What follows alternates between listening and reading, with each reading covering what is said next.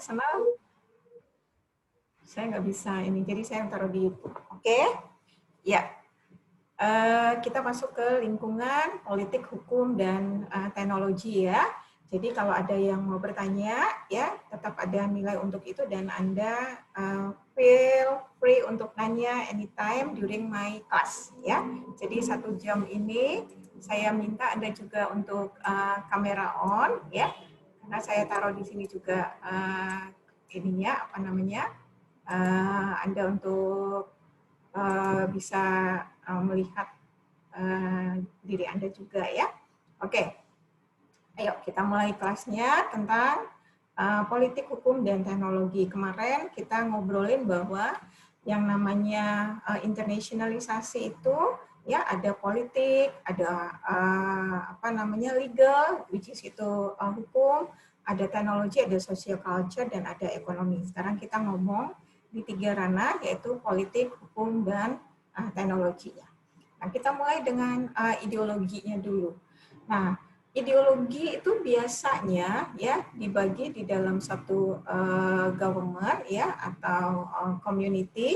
Itu ada ideologi dalam bentuk individual ya, kemudian ada dalam bentuk collectivism dan ada yang dalam bentuk socialism. Nah, biasanya kalau kita ngobrol dari sisi individual atau personal, itu adalah satu kelompok ya atau di dalam satu community di mana masyarakatnya secara individu tidak punya hambatan gitu atau challenge untuk mengemukakan semua yang dia anggap misalnya eksistensinya dari sisi ekonomi atau politik tidak istilahnya tidak diberangus ya, tidak dihambat, mereka boleh bicara apa saja gitu ya. Itu individualism. Lalu masuk ke ranah yang collectivism. Collectivism ini adalah kumpulan-kumpulan dari individu tadi, kemudian dicorongkan oleh satu community, which is itu collectivism, kolektif ya, di kolektif, nanti keluar menjadi satu kesepakatan.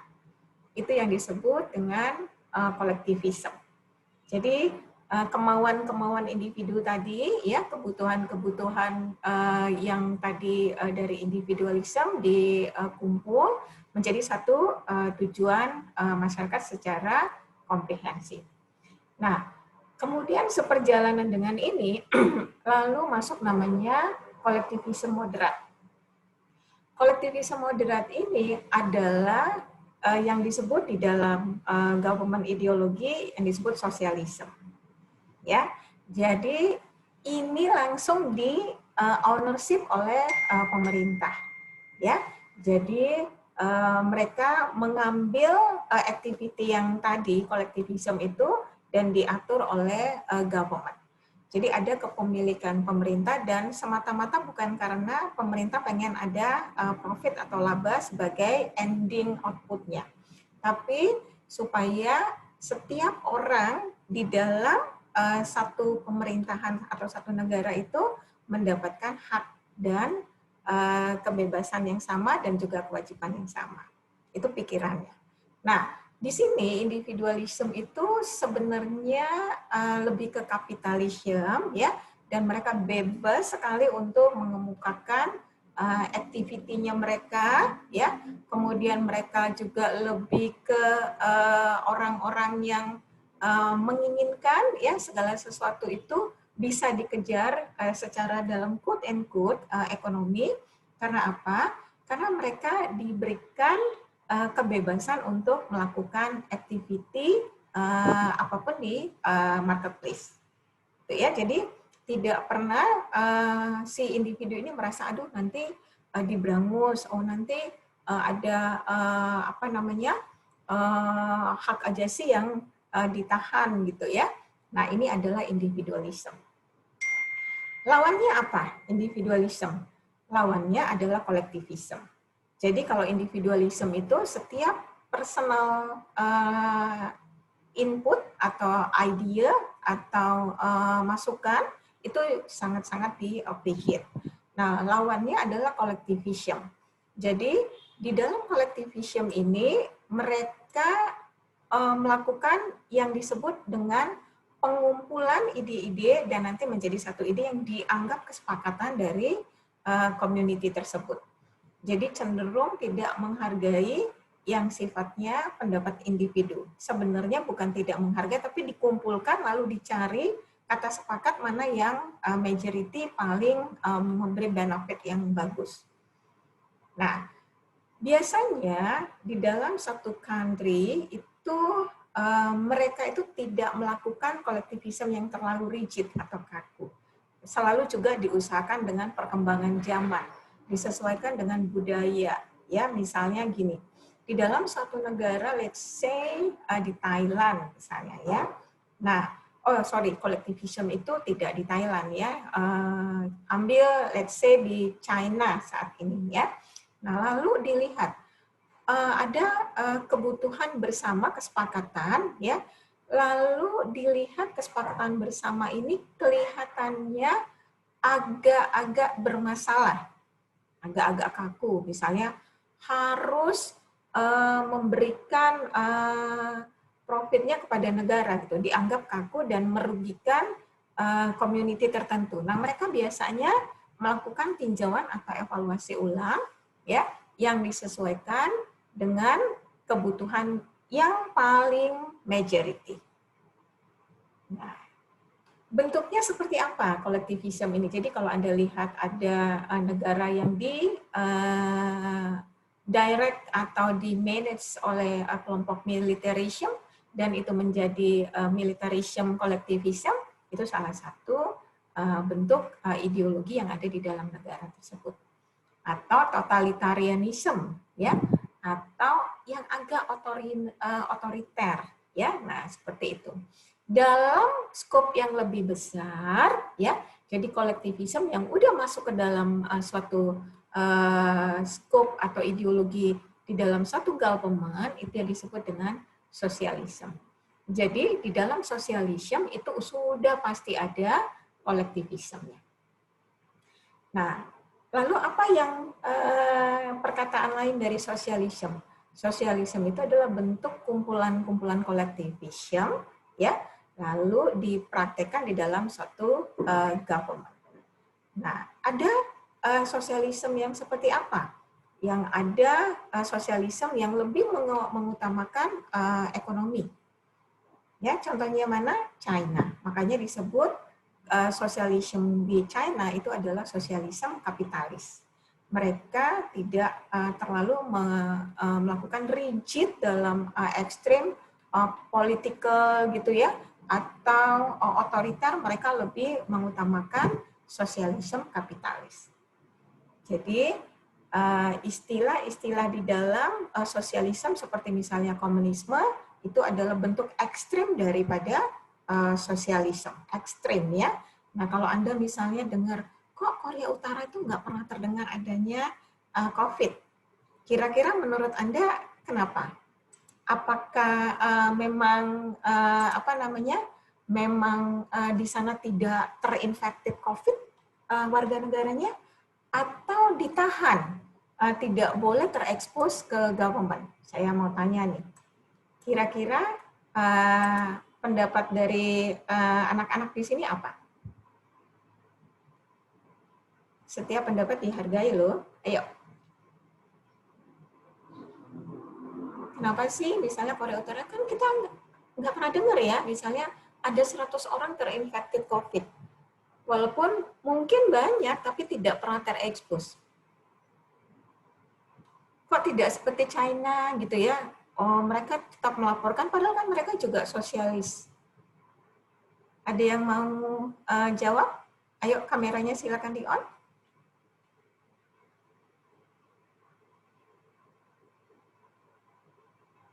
Saya mau tanya di sini Ronald. Ronald? Silakan, boleh pendapat bebas ya. Kenapa sih di Korea Utara itu nggak ada isu COVID-19? Ayo Ronald.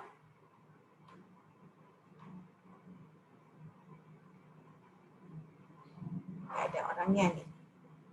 Oke, saya mau tanya ke Risaldo. Ini saya absen satu-satu ya.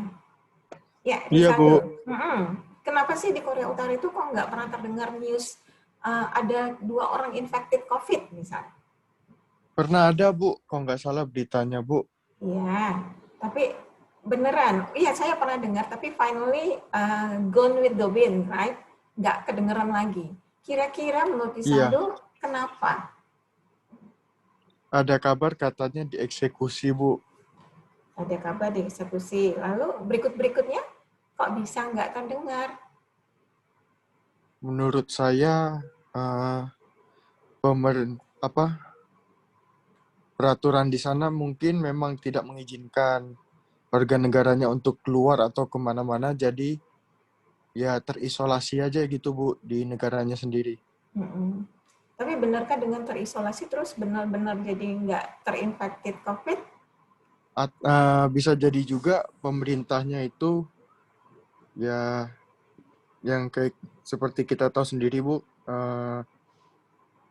kayak Korea Utara tuh terlalu menutup diri, Bu. That's very good. Ya, thank you Jadi Rizaldo ya. berita-berita yang ada Hmm. ya disangkal terus sama dia apa segala macam, Bu. Iya, jadi negara-negara sosialis itu tidak membolehkan warga negara itu mengeluarkan pendapat secara free, ya. Jadi kalau Anda lihat ke China ya, karena kebenaran kita punya the subsidiary di sana, ya. Itu kalau saya tanya teman saya Beryl Chang, kolega kantor, ya. Saya tanya, kok kamu jawab WA saya lama banget? Karena WhatsApp itu tuh tidak free anytime, ya. Jadi ada time di mana itu bebas gitu, ada time di mana dia diblok. Nah, jadi mereka kebebasan untuk mengeluarkan pendapat tuh benar-benar sangat-sangat diatur atau dikontrol oleh government. Thank you ya Rizaldo ya. Oke, kita lanjut ya untuk berikutnya. Nah, lalu kita lihat ya yang disebut dengan lingkungan politik. Nah, lingkungan politik ini seperti apa gitu ya? Apa sih yang mendasari politik environment yang akhirnya terkait dengan ideologi, ya?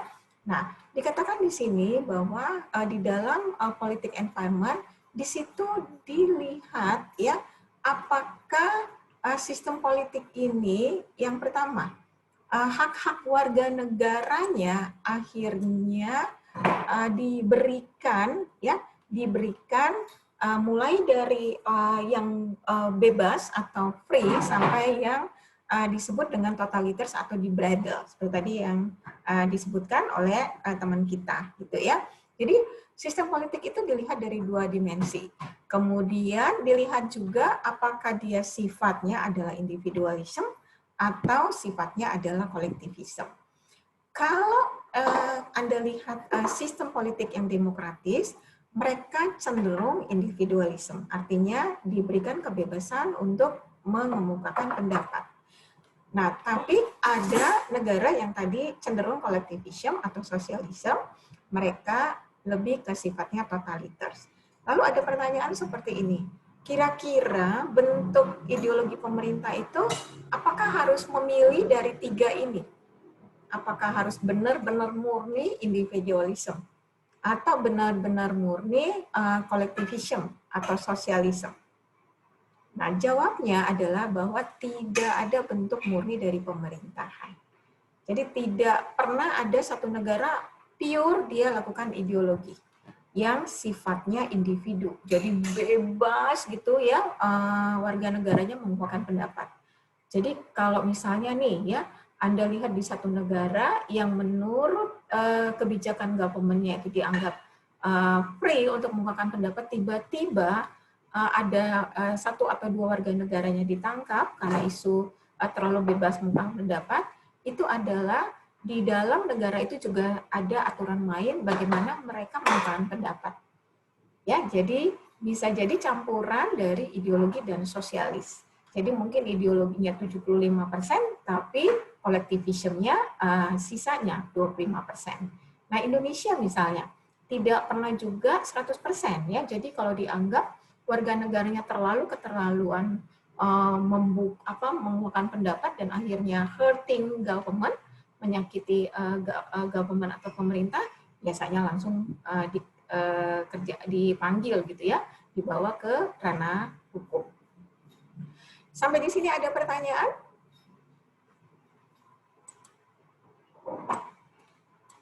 Cukup jelas? Oke, kita lanjut ya. Nah, lalu kita masuk ke sistem politikal. Ya, kalau tadi kita ngobrolin mengenai ideologi, lalu sistemnya seperti apa? Nah, ada yang disebut dengan demokrasi. Demokrasi itu artinya di sana itu demokrasi itu dilakukan berdasarkan kendali dari warga negara. Jadi kalau misalnya ada election atau pemilihan umum, kemudian pemilihan umum itu berdasarkan dipilih berdasarkan interest dari rakyat banyak, itu berarti government atau political systemnya itu dilakukan berdasarkan demokrasi, berdasarkan suara terbanyak. Jadi dikatakan juga bahwa demokrasi adalah suara rakyat, gitu ya. Jadi demokrasi sistem di mana pemerintah dikendalikan oleh warga negara, ya, entah itu lewat langsung ataupun lewat election. Nah, lalu demokrasi ini dari mana sih akarnya? Nah, demokrasi ini asal muasal atau origin atau rootnya adalah dari Eropa. Nah, biasanya ya di dalam demokrasi itu tidak pernah ada satu partai yang eksis. Namanya juga demokrasi ya. Jadi biasanya ada minimal 2 partai di sana yang berkuasa atau ada satu yang disebut sebagai lawannya ya, ada satu yang disebut yang partai yang menang di dalam pemilihan umum tersebut. Nah, misalnya di dalam pemilihan umum di Indonesia, ada let's say 7 partai besar. Lalu yang terpilih satu partai, let's say PDIP. Nah, yang PDIP ini yang bertanggung jawab terhadap government. Gitu ya, tapi tidak serta-merta si PDIP ini langsung mengatur, ya, membuat aturan-aturan berdasarkan aturan PDIP. Enggak. Di sana akan ada beberapa partai yang juga akan memberi kontribusi terhadap government. Jadi tidak pernah ada satu sistem political system di mana satu partai di dalam demokrasi. Ya. Nah, lalu lawannya demokrasi apa? Jadi kalau demokrasi itu tidak boleh ada satu partai yang berkuasa, harus ada at least 2 partai atau lebih dari 2 partai. Lawannya apa political system dari demokrasi? Totalitarianisme. Nah, totalitarianisme itu hanya satu partai aja yang berkuasa. Jadi mereka yang mengawasi kehidupan politik, ya, kemudian activity dari kebebasan sipil dari warga negaranya, itu hanya satu partai yang berkuasa yang memenangkan election itu. Jadi kalau misalnya di China Anda lihat hanya satu partai aja yang berkuasa, artinya sistem politikal di sana adalah totalitarianisme. Jadi kalau Anda berkunjung ke suatu negara, iseng-iseng lihat di sana, kok di sini cuma satu partai ya, nggak ada 2 partai gitu, artinya negara tersebut menganut sistem totalitarianisme. Sampai di sini paham? Oke, that's good. Risma Rani paham? Paham, Bu. Oke, that's good ya. Nah, kita ambil contoh ya untuk environment-nya across country adalah China ya. Saya akan tayangkan bagaimana government China itu melakukan political environment-nya. Sebentar ya. Oke.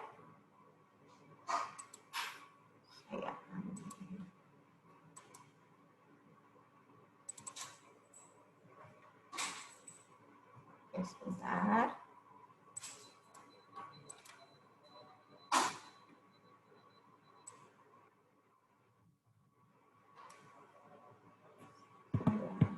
Dulu ya, stop share.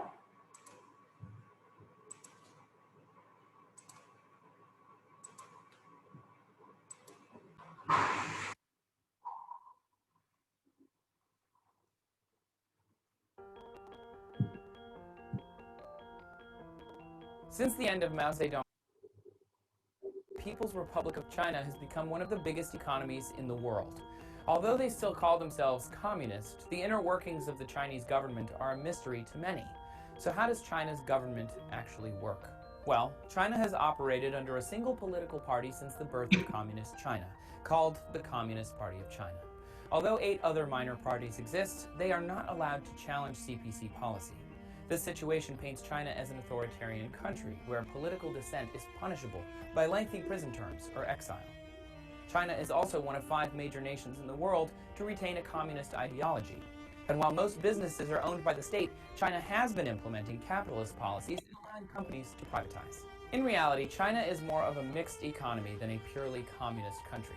Additionally, many government officials are elected for their technical expertise, making China in some ways a technocracy. This series of political compromises explain why China is economically much more successful than other communist countries of the past. With just one political party, there is more cohesive legislation allowing China's government to react quickly to market trends. Their communist ideology also lends itself to long-term economic policy, which has allowed them to prosper at the expense of regulation and workers' rights. China's government is infamous for corruption, ranging from racketeering to bribery. In 2015, a former security chief was sentenced to life in prison for bribery and abuse of power. Also, punishments for threatening the party's dominance are so severe that China is ranked among the lowest nations for press freedoms and human rights. In the end, China's government has been successful on paper, but not so much in theory or ethical policy. As an authoritarian government, China sees mass censorship of unapproved ideologies and is one of the largest jailers of journalists in the world.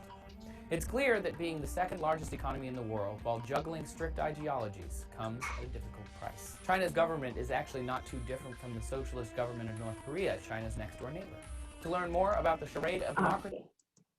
Jadi tadi kita lihat China ya, salah satu yang paling kelihatan adalah mereka itu memblok 50 website yang the most favorable, yang paling disukai oleh tidak hanya warga negara di dunia, tapi warga negara China. Jadi kita nggak bisa sembarangan kalau di China, ya. Facebook, apalagi ya, mereka tuh very limited, ya. Nah, dan apa yang membuat China ini melakukan hal-hal seperti itu, ya? Tadi satu dikatakan bahwa China itu mengandung sosialis ekonomi, sosialis komunis, gitu ya.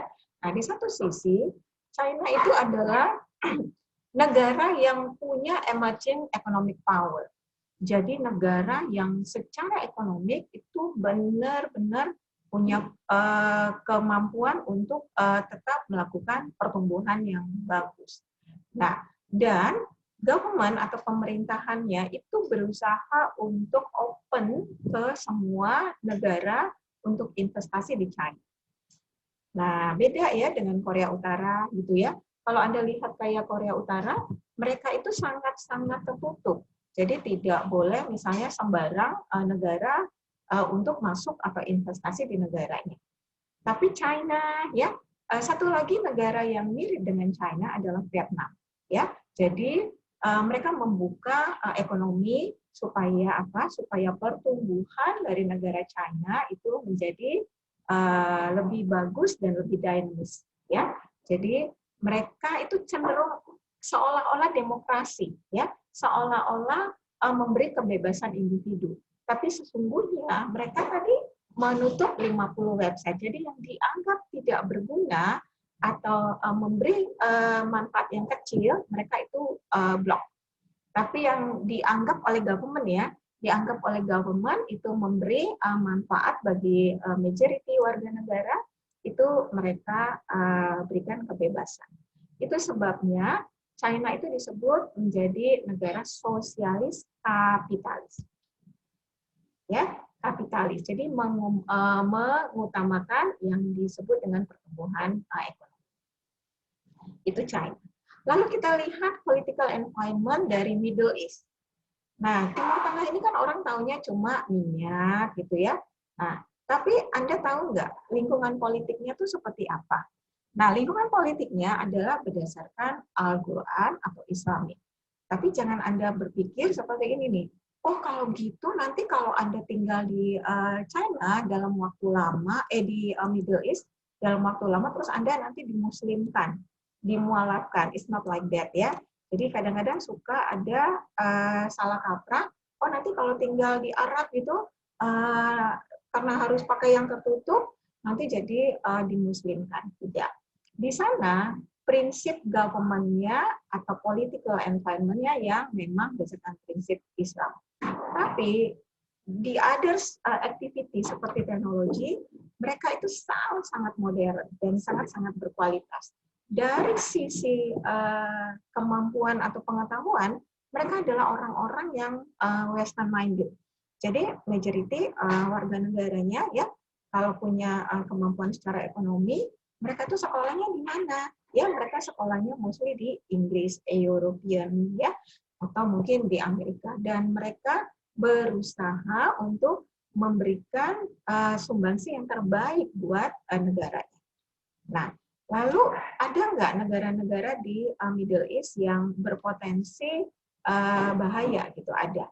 Itu sebabnya ada beberapa negara di Middle East yang mungkin Anda tahu namanya Iran, gitu ya, yang memberikan potensi berbahaya, salah satunya adalah terorisme, ya, terorisme, dan ini menyebabkan kejatuhan dari sisi lingkungan bisnisnya. Karena apa? Karena di sana terjadi uncertainty, tidak pasti.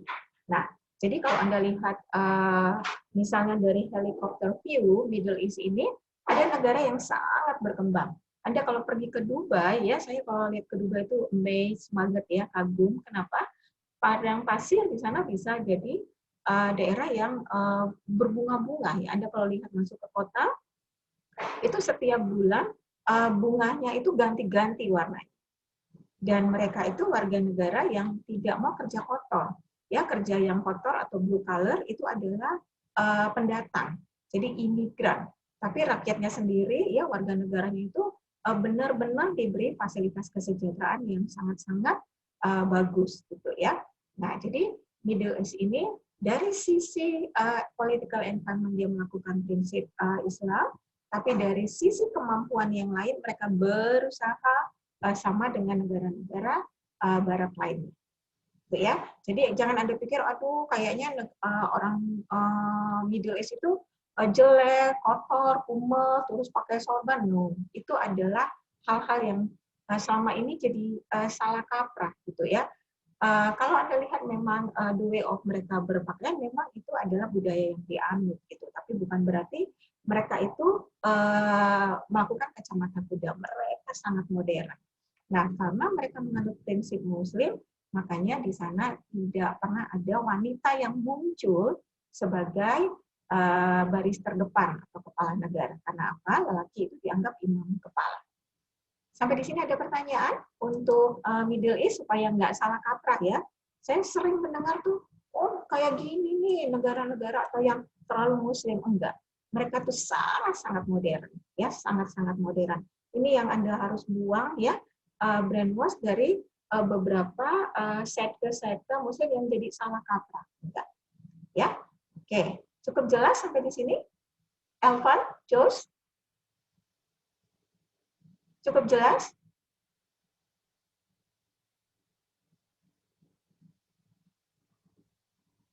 Elvan? Oke. Sekarang, yes, thank you. Sekarang kita masuk ke legal ya. Tadi kan kita ngomong politik ya, kemudian legal dan regulatory-nya.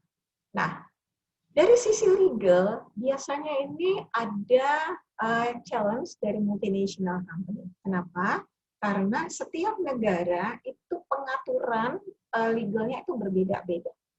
Ya. Nah, misalnya legal di negara Indonesia itu tidak sama dengan legal environment atau legal and regulatory environment di negara, let's say, Inggris. Dan ini menjadi tantangan karena apa? Karena undang-undang dan peraturan itu berbeda di tiap-tiap negara.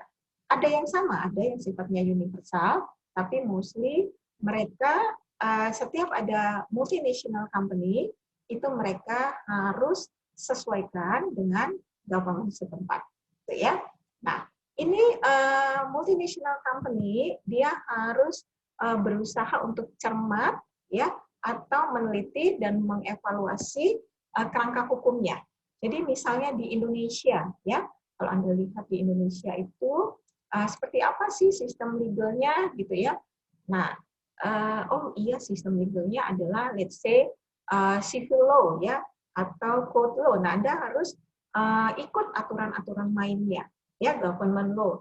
Misalnya kalau dari sisi berbisnis ya, produk-produk itu harus didaftarkan dulu di BPOM misalnya ya. Nah, harus diikutkan. Nah, mungkin kalau misalnya di Singapura nggak seperti itu. Kalau udah approve di di Amerika berarti udah pasti bisa dipasarkan di Singapura. Nah, sistem-sistem itu yang tetap harus kita follow atau kita taati. Nah, fondasi global terkait dengan hukum itu ada 4 yang utama ya, yaitu hukum Islam, kemudian hukum sosialis, kemudian ada yang disebut common law, dan ada yang disebut civil atau code law. Kita pelajarin satu-satu ya. Kalau Anda tidak paham, tolong langsung ditanya, gitu ya. Oke. Nah, namanya juga hukum Islamik. Jadi apapun tata cara yang dilakukan oleh government tersebut dari sisi hukumnya adalah berdasarkan Al-Quran atau ajaran Nabi Muhammad. Rata-rata ini dieksekut, dilakukan di Middle East, Timur Tengah, dan Asia. Itu ya. Jadi kalau Anda pergi ke Turki, dia law-nya adalah Islam. Ya. Kalau Anda pergi ke Jordania, sudah pastilah dia melakukan Islam itu. Jadi misalnya kalau di Muslim dikatakan bahwa yang namanya perempuan itu ya harus memberikan apa namanya harus tunduk pada laki karena laki imam paling harus tunduk gitu ya.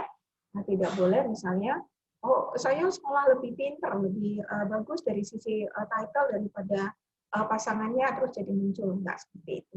Jadi diatur benar-benar berdasar hukum Islam. Yang berikutnya adalah socialist law. Tadi kita katakan bahwa socialist law itu adalah bagian daripada kayak komunisme, ya. Makanya dikatakan di sini bahwa socialist law itu sistemnya memang berasal dari Marxis, ya. Marxis ini adalah orang yang launching atau merilis yang pertama kali terkait dengan socialist law ini. Dan rata-rata adalah negara-negara sosialis ini adalah negara-negara udah pasti komunis, ya. Jadi kalau dulu ya Uni Soviet, sekarang masuk ke Rusia, kemudian China, Vietnam, ya, Korea Utara, Kuba itu masih melakukan sistem sosialis. Oke.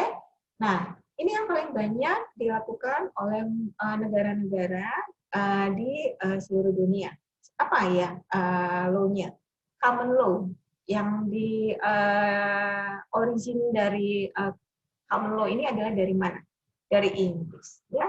Jadi dasar-dasar hukum terkait dengan common law ini, ya, didasarkan adalah dari hukum Inggris. Jadi kalau Anda lihat ya, mungkin pernah lihat nonton di TV, ya, kemudian pada saat di court di pengadilan, kemudian jaksa dan hakimnya pakai baju-baju ala Inggris, ya itu artinya negara tersebut menganut sistem English law.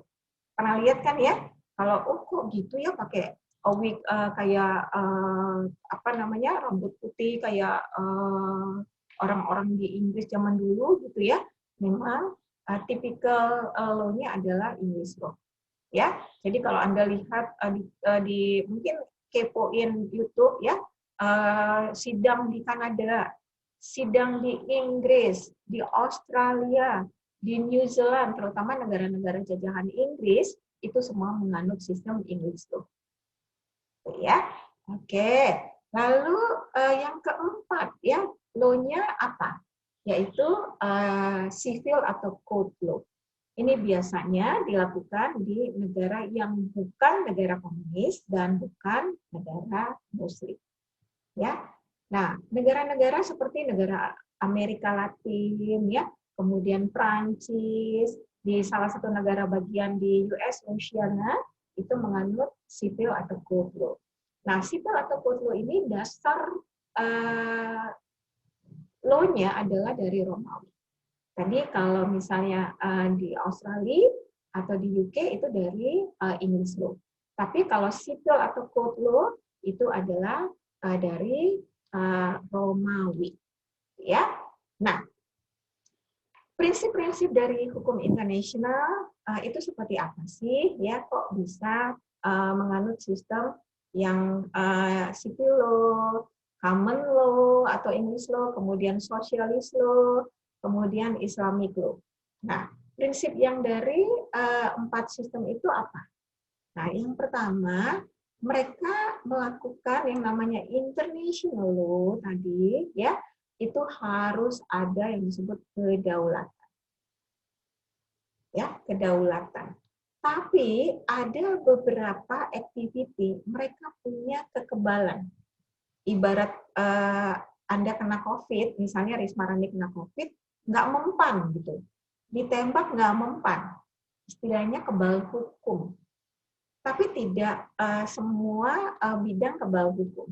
Jadi misalnya nih ya, Anda lihat dari kedutaan besar.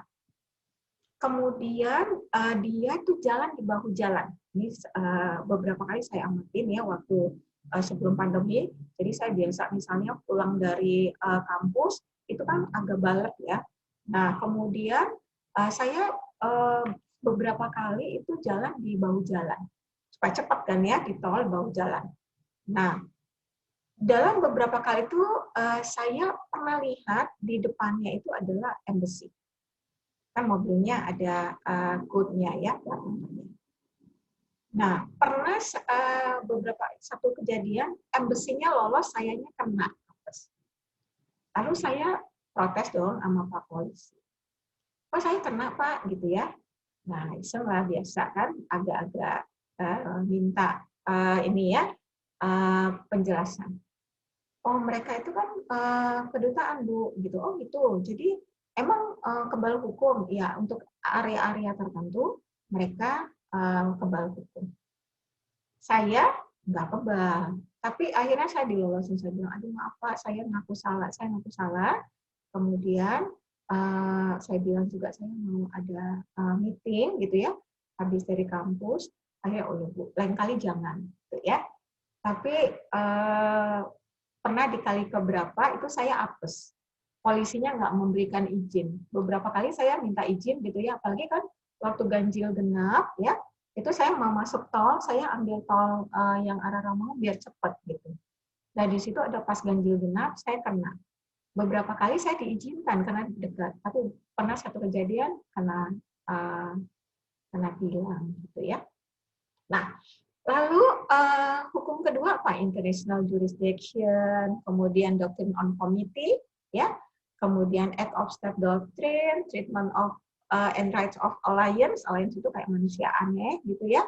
Kemudian forum for hearing and settling dispute. Kita akan elaborate ini satu-satu. Jadi kalau Anda nggak ngerti, tanya ya. Karena nanti kalau di UTS saya tanya, sebutkan 3 dari 6 basic principle international law dan jelaskan. Terus Anda nggak ngerti karena nggak tahu, nggak nyimak gitu, atau dengar tapi nggak tahu dan nggak mau nanya. Gitu ya. Nah, yang pertama tadi sovereignty atau di sana selain dari sovereignty atau kedaulatan ada juga kekebalan hukumnya. Biasanya di sini adalah namanya prinsip kedaulatan.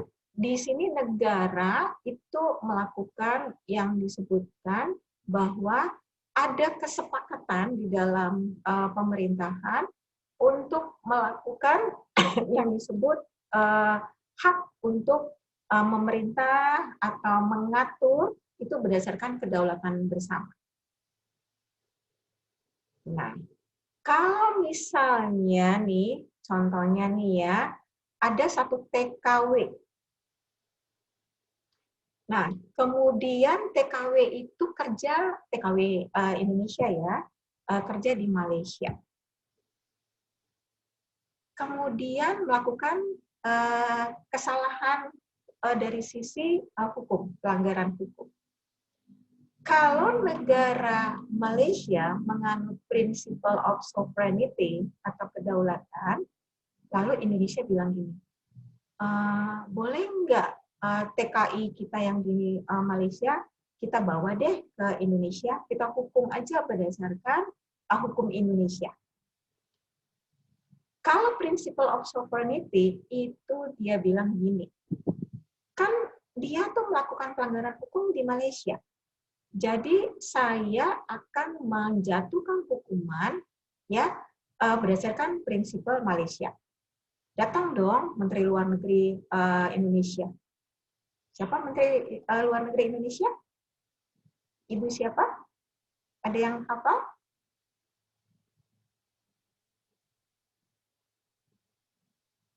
Mau tanya Alicia, siapa Menteri Luar Negeri Indonesia? Saya nggak hafal, Bu. Tanya Shirley. Nih, saya mau tanya nih satu-satu. Siapa Menteri Luar Negeri Indonesia? Saya lupa, Bu. Tapi itu bukan sih Bu siapa tuh? Yang Lupa, Ibu tapi Retno ini. itu bukan sih? Iya. Nah, aduh kalian udah gede-gede ya. Dulu saya waktu kecil ya, ditanya provinsi masih hafal ya, menteri masih hafal. Kan pada belum dipecat-pecat masa nggak hafal. Aduh, ya Ibu Retno misalnya. Ya. Nah, lalu Ibu Retno-nya nego nih sama Menteri Luar Negerinya Malaysia. Ini kasihan nih TKI-nya, lagi hamil. Tapi kan melakukan pelanggaran hukum. Boleh nggak dihukumnya di Indonesia aja? Mereka ngobrol-ngobrol dan kesepakatan. Itu yang disebut sovereign immunity. Jadi dia kebal hukum untuk dilakukan di Malaysia, atas dasar kesepakatan dari negara Indonesia dan Malaysia, dia dihukumnya di Indonesia. Sampai di sini paham? Bukan artinya tidak dihukum, tapi dilakukan kesepakatan hukum. Paham ya? Mungkin kalau di Indonesia hukumannya jadi lebih ringan ya, atau ada dispensasi. Nah, itu yang disebut dengan principle of sovereignty. Jadi ada kesepakatan, ada kedaulatan di sana ya untuk melakukan hukuman apa yang terbaik kalau warga negaranya melakukan pelanggaran hukum. Sampai di sini paham? Oke. Ini adalah prinsipal sovereignty. Yang kedua adalah dilakukan berdasarkan international jurisdiction. Nah, apa itu international jurisdiction?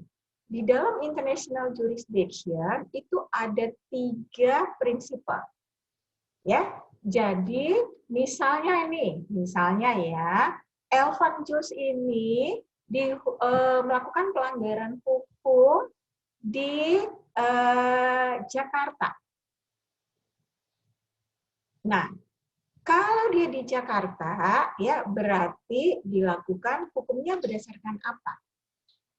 Ya, berdasarkan teritori di Jakarta. Jadi prinsipal international jurisdiction itu adalah dibagi antara teritori prinsipal dan protective prinsipal.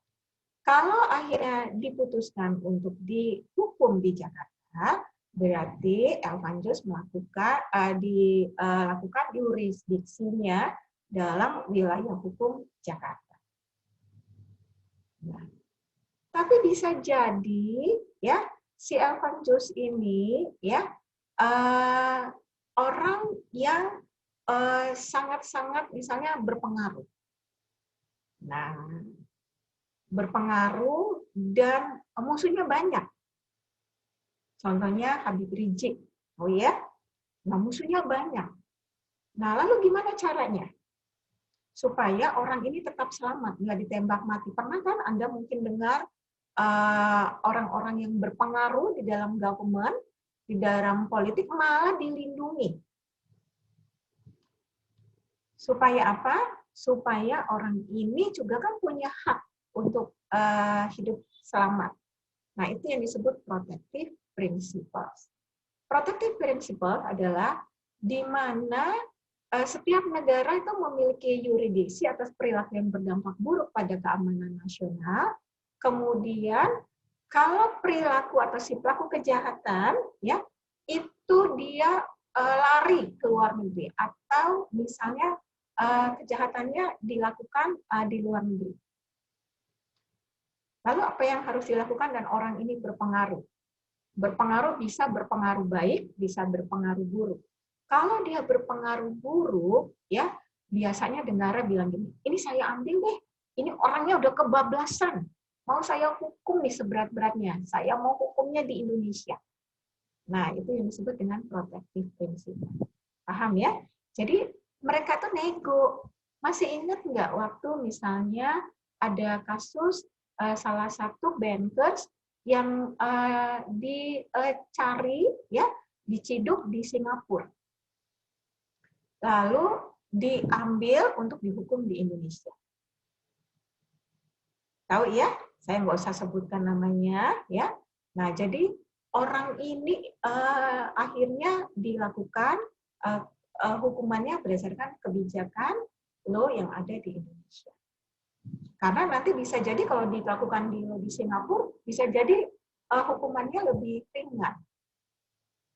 Nah, tapi ada yang nggak usah memandang dari protektif, nggak usah memandang dari hukumnya, tapi berdasarkan country-nya.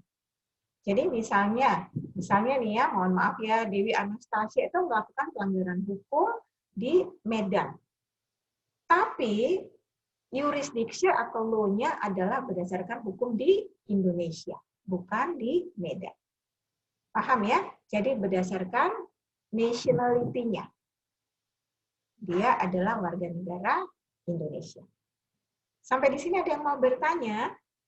Ya, jadi bisa dari di mana lokasi dia melakukan kejahatan hukum, bisa jadi kalau misalnya orang ini berdampak negatif, ya, atau bisa jadi berdampak baik, misalnya orang ini takut dibunuh mendadak.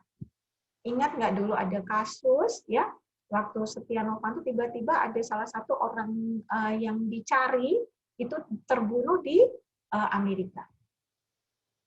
Nah, jadi ada kebijakan-kebijakan yang dilakukan dari sisi hukum, apakah itu protektif, melindungi hukum, apakah itu dihukum berdasarkan kota di mana dia melakukan pelanggaran hukum, atau berdasarkan dia warga negara mana. Sampai di sini paham? Oke, saya udah lihat mengangguk-ngangguk ya, jadi saya anggap paham ya. Shirley mengangguk, Risma mengangguk, Alicia mengangguk, gitu ya. Nah, lalu ada yang disebut dengan Doctrine of Committee, komitmen, ya, Doctrine of Committee. Nah, ini biasanya ya yang disebut dengan komitmen kalau dia melakukan satu yang namanya pelanggaran hukum atau kepatuhan hukum. Ini enggak semata-mata harus pelanggaran ya. Kalau dia committed, ya, melakukan hukum. Jadi misalnya nih membayar PBB tiap tahun, ya, kemudian memperbarui license drivernya, ya, kemudian menghormati hukum yang berlaku. Nah, itu disebut Doctrine of Committee.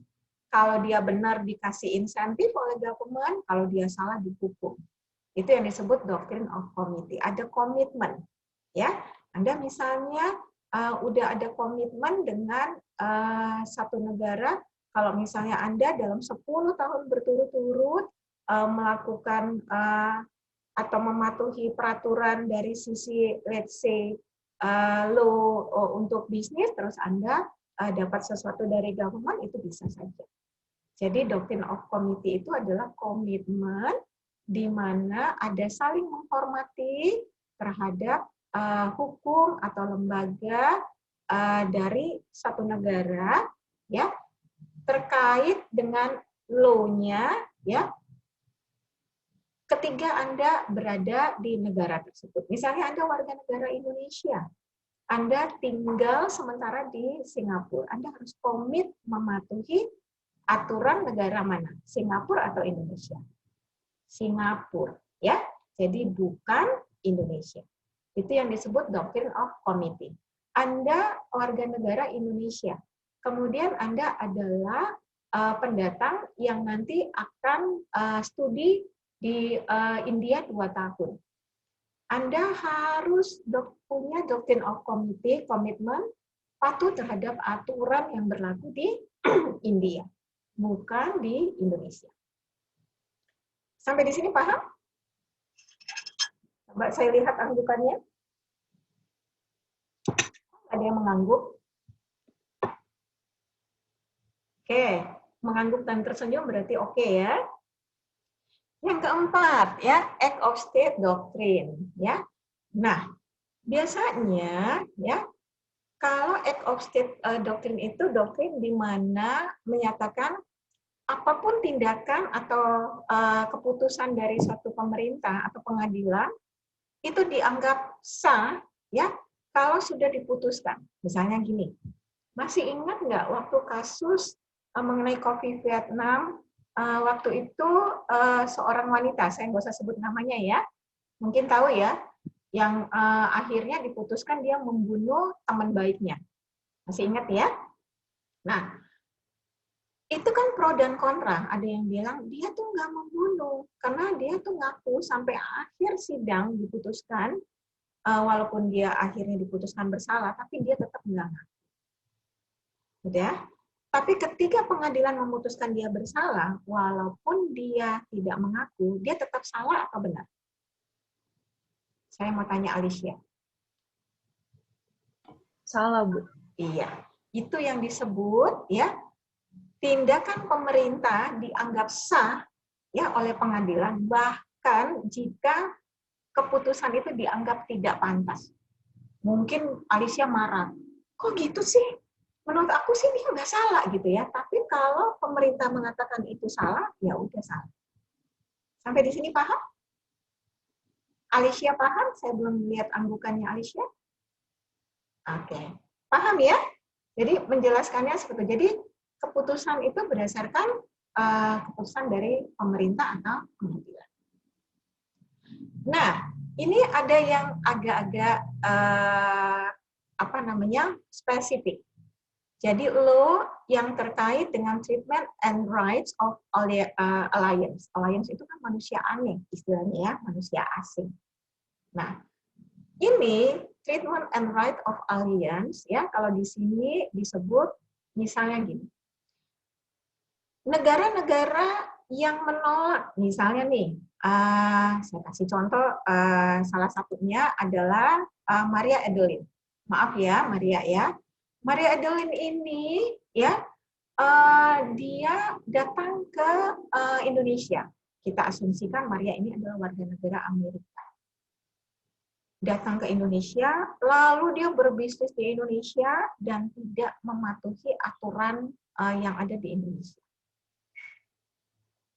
Nah, karena dia melakukan tindakan yang aneh, lalu warga negara Indonesia kan protes juga, dan pemerintah Indonesia protes. Lalu Maria ini, walaupun dia punya hak visa untuk tinggal di Indonesia, tapi dia tidak melakukan government law atau aturan-aturan pemerintah, dia dipulangkan.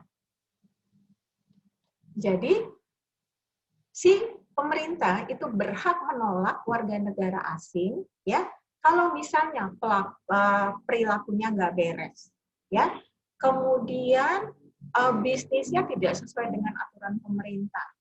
Nah, jadi itu bisa dilakukan kebijakan sepihak dari government untuk melakukan pembatasan. Jadi dia dipulangkan ya karena tidak sesuai. Yang paling sering misalnya gini, visanya udah habis, tapi masih tinggal di Indonesia, lalu dideportasi. Yang dilakukan treatment dan di satu sisi bisa jadi seperti ini. Orang ini baik banget berkontribusi bagi negaranya. Let's say Habibie. Ya, tahu Pak Habibie almarhum ya. Nah, Pak Habibie ini adalah warga negara Indonesia. Tapi dia di Jerman, dia berkontribusi bagus bagi bangsa Jerman. Nah, right of alliance yang diberikan, hak asasi yang khusus, makanya disebut alliance, ya, alliance itu kan manusia atau makhluk asing. Dia tuh diberi kebebasan untuk menjadi warga negara Jerman. Karena apa? Karena dia berguna bagi pemerintah Jerman. Jadi kita harus lihat sisi bagusnya juga ya. Jadi bukan sisi buruknya aja.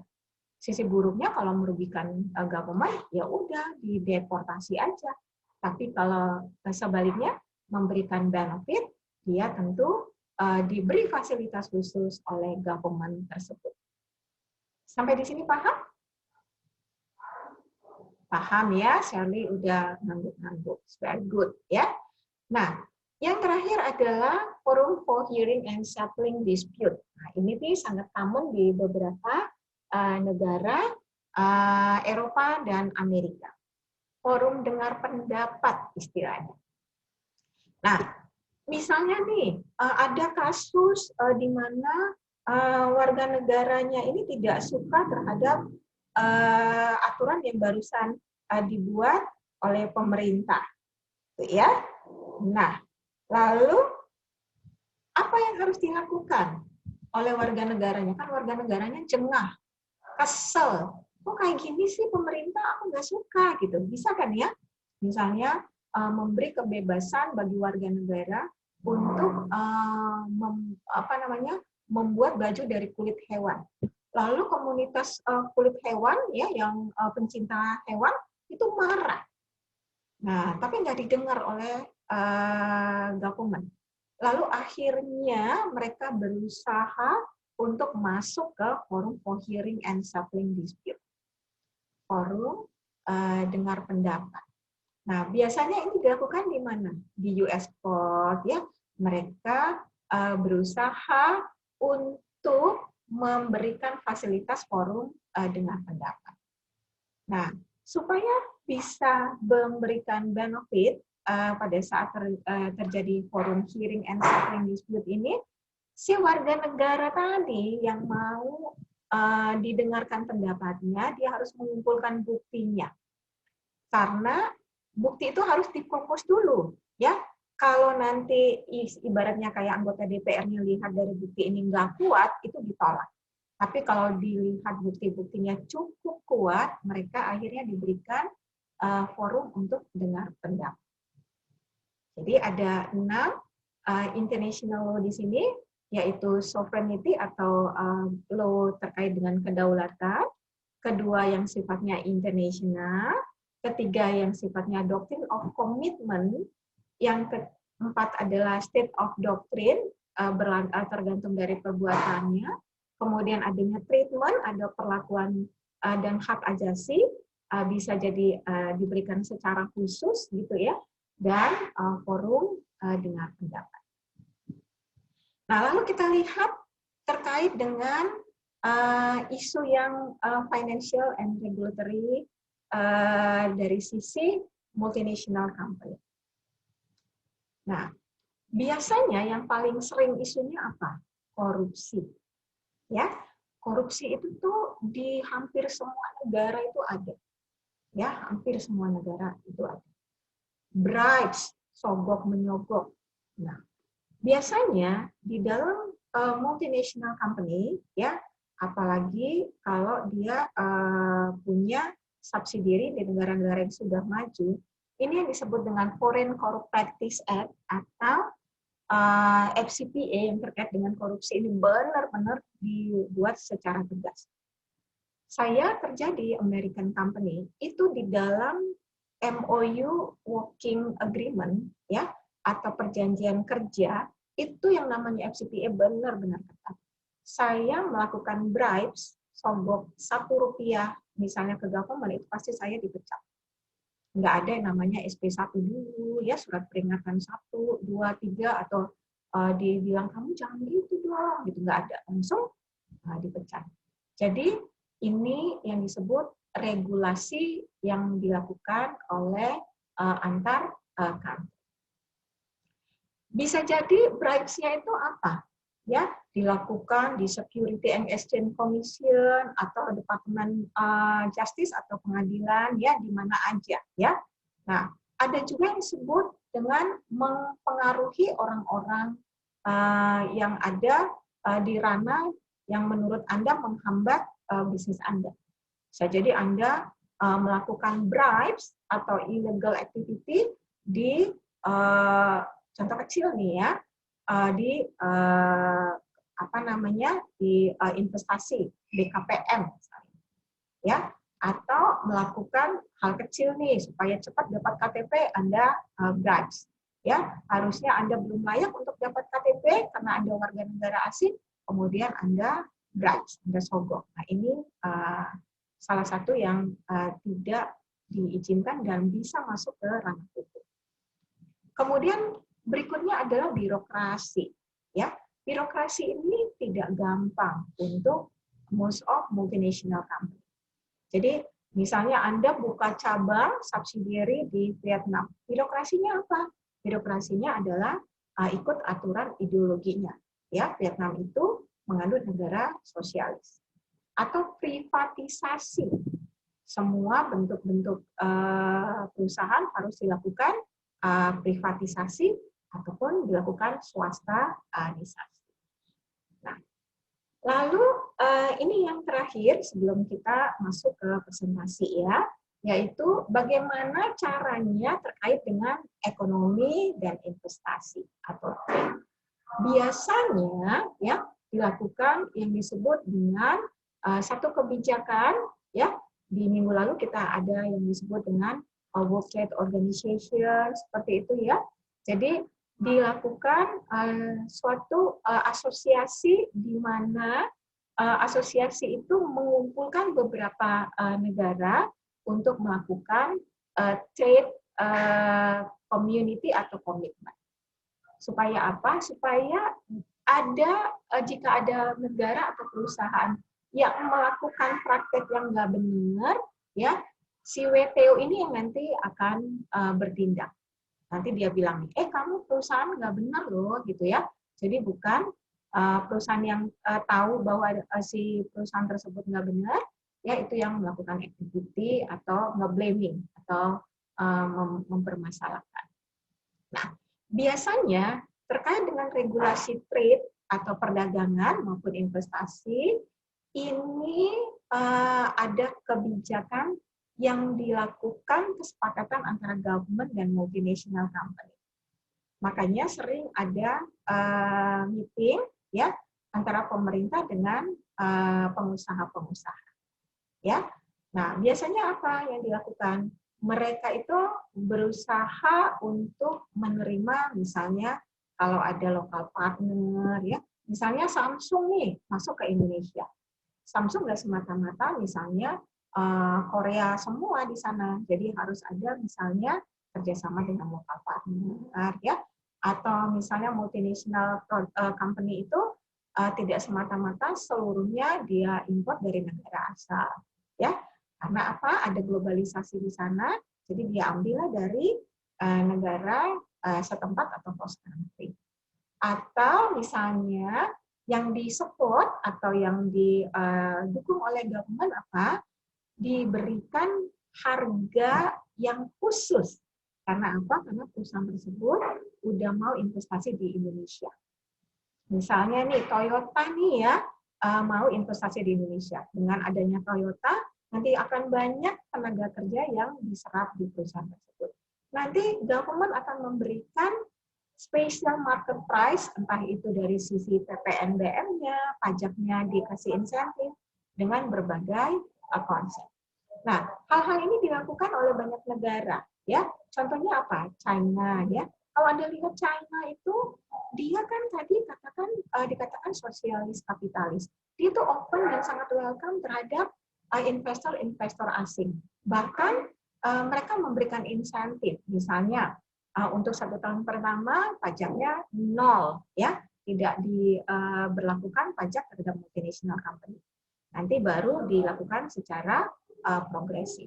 Nah, ini adalah cara-cara yang dilakukan dari sisi trade ya atau perdagangan dan dari sisi investasi sehingga apa? Sehingga perusahaan itu mau untuk investasi di negara tersebut. Oke, sampai di sini ada pertanyaan? Nah, edisi terakhir ya karena tadi kita ngomongin tidak hanya dari sisi trade-nya, edisi atau sesi terakhir ini adalah teknologi and global shift. Nah, teknologi mandatori ya di dalam bisnis ya, yang namanya teknologi environment itu adalah mandatori. Sekarang teknologinya udah sampai di mana? Udah sampai ke nanoteknologi, udah sampai ke bioteknologi. Satelit itu malah udah lama. Telepon ya, yang mungkin ada 1-2 dari Anda yang masih punya telepon rumah itu sudah digantikan dengan telepon yang sifatnya otomatis ya, dan bahkan ada yang disebut dengan computer chip dan super computer. Oke, sampai di sini untuk